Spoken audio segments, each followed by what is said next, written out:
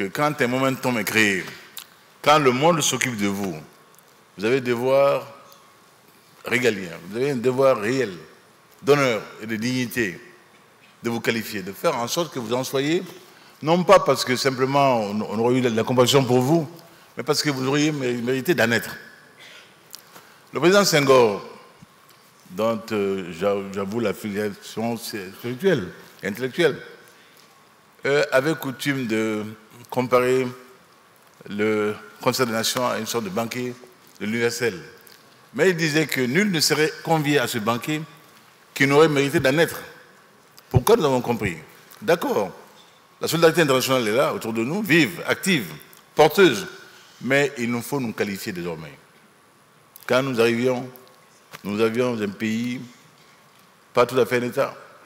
Vous le savez, cher ami, au moins 12 sommets de la CEDEAO ont été consacrés au Mali, aux amphithéâtres, et dont un sommet mémorable ici à Dakar. Donc nous avons compris qu'il nous fallait, à force de volonté, nous requalifier le Mali pour qu'il en soit.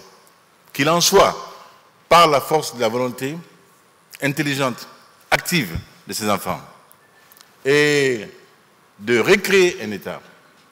Quand nous voyons cette image, je l'ai toujours en boucle dans ma tête, dans la cour du gouvernorat de Gao. Ces deux soldats, l'un français, l'autre malien, l'un équipé à souhait, l'autre dépénaillé en guenille, avec des sandales, et portant un fusil dont je ne sais pas l'âge, un label des années de 14-18, ou quoi, je ne sais pas. Mais cela faisait pitié. Je n'ai pas souri, je n'ai pas rigolé. J'avoue que j'ai craqué, j'ai pleuré.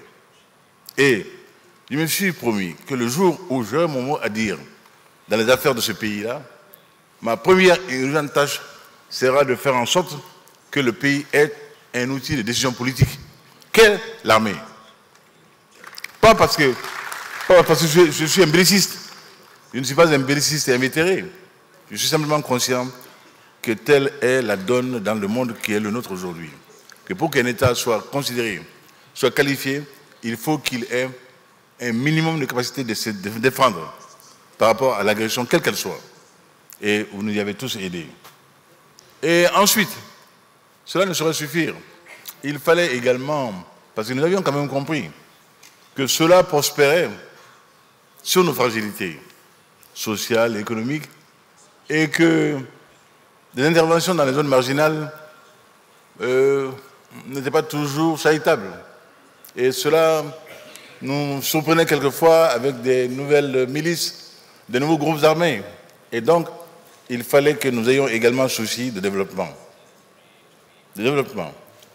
Et là aussi, grâce à la solidarité vive qui prévaut au sein de l'UEMOA et de la CEDEAO, nous avons pu laborieusement, mais sérieusement, nous requalifier en ayant une politique économique vertueuse, en faisant en sorte que nous ayons le souci le plus scrupuleux de l'observation stricte des critères dits de convergence. Notre dignité, à terme, est un effort sous-tendu de développement.